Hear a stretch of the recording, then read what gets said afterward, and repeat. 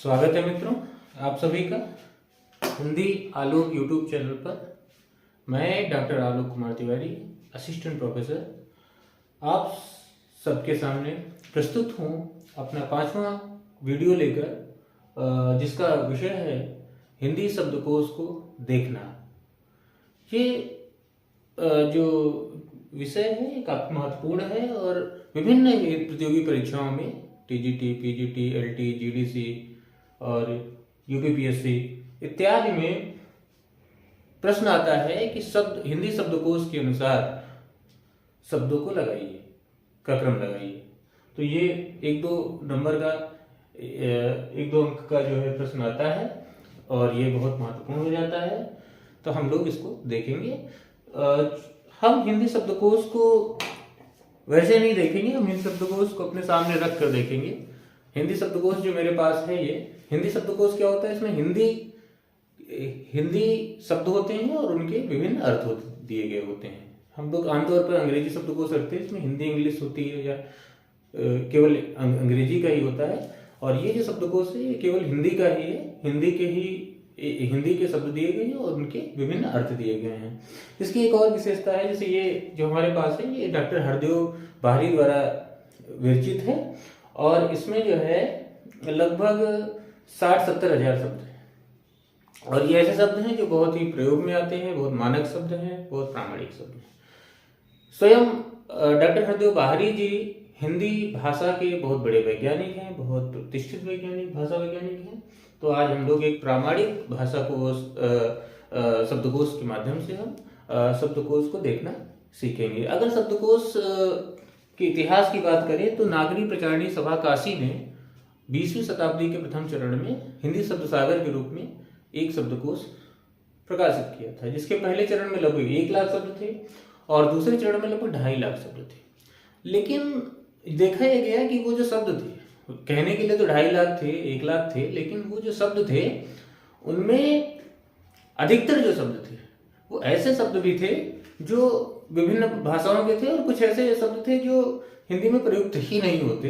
केवल एक संख्या, मतलब उसमें संख्या के लिए तो 2.5 लाख थे, लेकिन हिंदी में प्रयोग वाले होने वाले शब्द उससे कम थे, इधर उधर के शब्द भर दिए गए थे। ये जो राजपाल प्रकाशन से ये हिंदी शब्दकोश आया है डॉक्टर हरदेव बाहरी का, तो इसमें इन कमियों को दूर करने का प्रयास किया गया है। अब चूंकि एक ही जल्द में इसको प्रकाशित करवाना था तो प्रकाशक ने 60-70 हजार, इससे मोटा नहीं हो सकता था, तो प्रकाशक ने 60-70 हजार शब्द ही रखने को कहा। तो इन्होंने 60-70 हजार बहुत ही चुने हुए चुनिंदा शब्दों को इसमें रखा है। अब हम देखेंगे कि इसको हम लोग कैसे देखेंगे। तो अंग्रेजी शब्दकोश से इसको देखने का ढंग थोड़ा अलग है, इसलिए इसको हम लोग बारीकी से देखेंगे कैसे इसको देखते हैं। जैसे ही हम इसको देखना सीख जाएंगे तो 1-2 प्रश्न जो है हमारे सही होना पक्का हो जाएगा। बहुत सामान्य है, बहुत कठिन नहीं है। इसको अगर हम जान जाएंगे तो आसानी से हमारे जो 1-2 प्रश्न है वो और अधिक सही हो जाएंगे। कि ये प्रश्न अगर गलत हो जाते हैं तो हम मेरिट में बहुत पीछे रह जाते हैं। तो अगर आपने कठिन प्रश्न गलत किया तो लगभग सबका गलत होता है, लेकिन अगर आपने सरल प्रश्न कोई गलत कर दिया तो ये मानिए कि आप एकदम बाहर हो जाते हैं लड़ाई से। तो हम देखेंगे कि हम इसे कैसे सही कर सकते हैं। तो देखिए, सबसे पहले ये वर्णों का जो क्रम है कैसे लिखेंगे हम लोग। जैसे सबसे पहले इसमें क्या होता है, आ के पेटे में ही अंग और ये अनुनासिक अह ये आ जाते हैं। उसके बाद अ आ ई, मतलब ये क्रम ऐसे ही चलेगा। अंग सबसे पहले आएगा, फिर ये आएगा, फिर अह, फिर आ ई उ री ए ऐ ओ। ठीक है, ये क्रम हो गया। ये पहले आ गया जो आपके अयोगवाद है। उसके बाद क। अब का के बाद देखो ये छ आएगा, छतरी वाला। ये कैसे आएगा, छतरी कैसे आएगा। तो देखो ये कैसे बनता है, क और मूर्धन्य निष्ठा के योग से।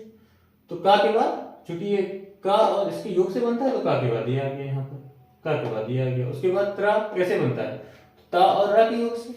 तो देखिए ता के बाद त्रा आ गया।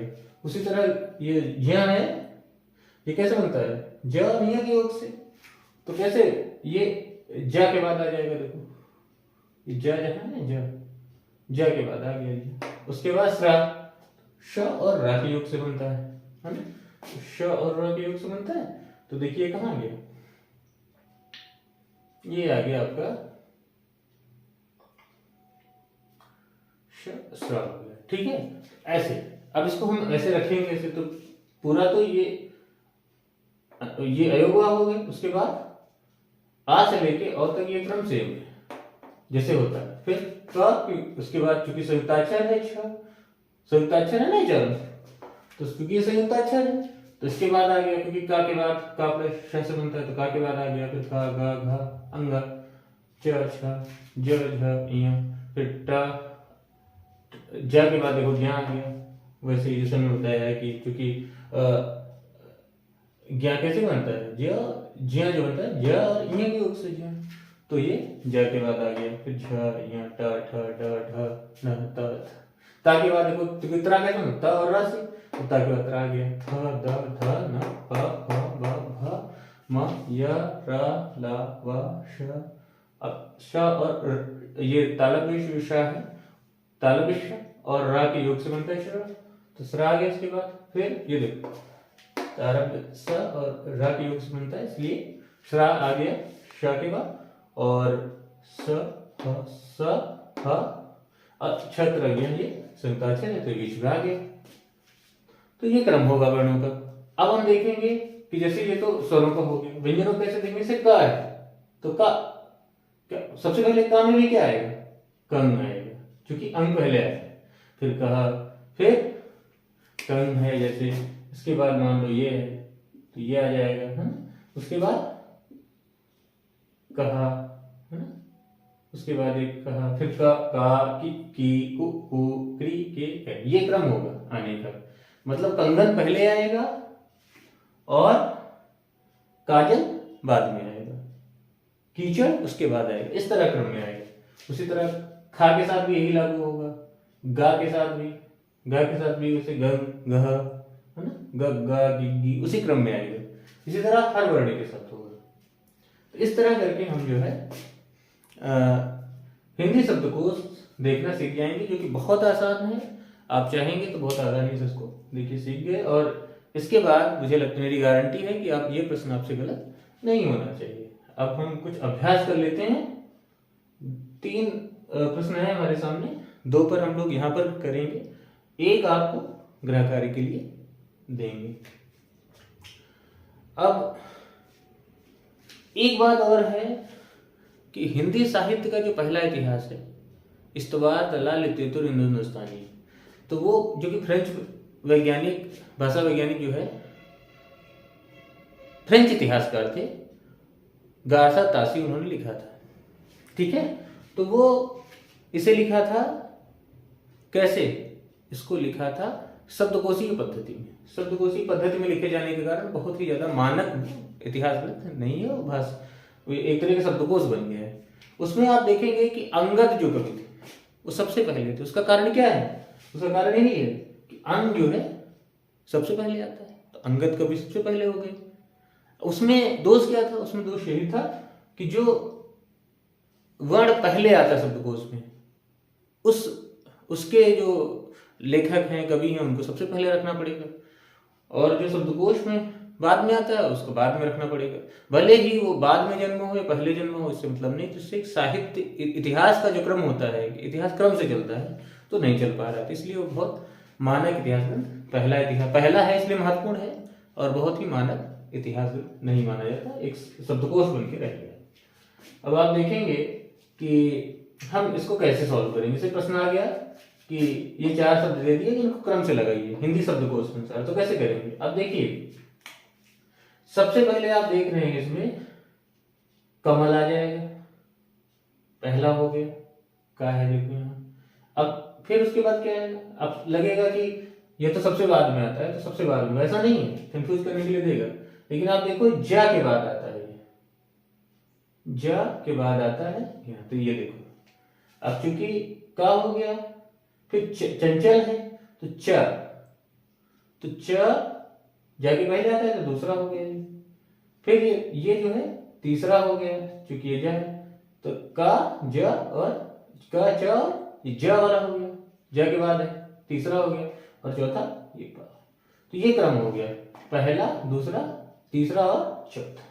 उसी प्रकार इसमें कैसे होगा, चारों दा वाले हैं, तो सबसे पहले चूंकि दम अंग पहले आता है तो ये पहला हो गया दम पद, फिर छोटा है इसमें मतलब तो दूसरा, फिर ये तीसरा और ये चौथा हो गया। अब ये हमने ऐसे क्रम से इसको लगा लिया, यही क्रम होगा इसका। अब ये आपके लिए गृह कार्य है, ये आपके लिए गृह कार्य है, आप इसे करिए और इसका उत्तर जो है आप कमेंट बॉक्स में जो है कमेंट करिए यूट्यूब चैनल पर। और अगर कोई आपका संदेह है अभी इस विषय पर, जो कि होना नहीं चाहिए लेकिन फिर भी अगर है तो आप कमेंट कीजिए और उसका उत्तर दिया जाएगा।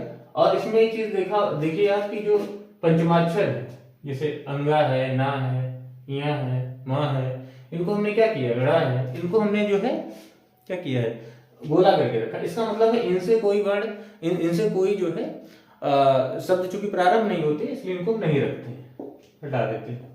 कोई भी शब्द आप देखेंगे तो ये ना से तो होता है तो ना तो क्रम में आ जाएगा, क्योंकि अंगा है, जैसे मान लीजिए इया है और ड़ा है ना, माँ से तो होता है। तो चूंकि जैसे अड़ा है, इया है और अंगा है, इनसे कोई वर्ण प्रारंभ नहीं होते इसलिए हम क्या करेंगे, इनको हटा देते हैं, इनको नहीं रखते हैं। और जो आपका ताड़न जात है कौन कौन सा, तो ये दोनों जो है इनसे भी कोई वर्ण प्रारंभ नहीं होते तो इनको भी हम लोग नहीं रखते चर्चा में। और शब्दकोश उसमें अब हम देखते हैं कि ये जो है हम सीख गए हैं कि शब्दकोश हम कैसे देखेंगे। तो ये आपके लिए प्रश्न है, इसको हल करके आप जो है यूट्यूब में यूट्यूब वीडियो के जो कमेंट में आप कमेंट कीजिएगा और मैं देखूंगा कि आप कर पाए या नहीं कर पाए। और कोई संदेह होगा तो आप जरूर पूछिएगा। एक बात और है जो आपसे करनी थी कि टीजीटी पीजीटी की परीक्षा जो है वो बिल्कुल उसकी अप्रैल में होनी है, संभावित है। अभी सेंटर्स मांगे गए थे लेकिन चूंकि शायद सेंटर्स नहीं मिल पाए, लेकिन उम्मीद यही है कि अप्रैल तक हो ही जाएगी। तो इसकी रणनीति क्या होगी, इतनी कम समय में हम परीक्षा की तैयारी कैसे करें और कैसे बेहतर कर सकते हैं, इस पर हम कल एक वीडियो बनाएंगे। सोच रहे हैं मतलब इसका वीडियो बनाएंगे तो आप लोगों की चूंकि जिज्ञासा आई थी हम तैयारी सर कैसे करें, तो इसका हम लोग वीडियो बनाएंगे और आपके सामने रखेंगे, जिससे आपका जो चयन है वो जो है सुनिश्चित हो सके। और चूंकि बहुत दिन बाद एग्जाम हो रहा है तो अब आप लग जाइए और इस बार कोई चूक ना हो और 100% आप सफल हों। ये मेरा जो है आप लोगों से जो है आप लोगों के लिए जो है शुभकामनाएं हैं। और इसी के साथ मैं अपनी बात को समाप्त करता हूँ। चैनल को अधिक से अधिक लाइक कीजिए, सब्सक्राइब कीजिए, शेयर करिए, जिससे हमारा और जो है उत्साहवर्धन हो। इसी के साथ मैं डॉक्टर आलोक कुमार तिवारी, सहायक आचार्य हिंदी, आप सबसे विदा चाहता हूँ। धन्यवाद। जय हिंद, जय भारत, जय हिंदी।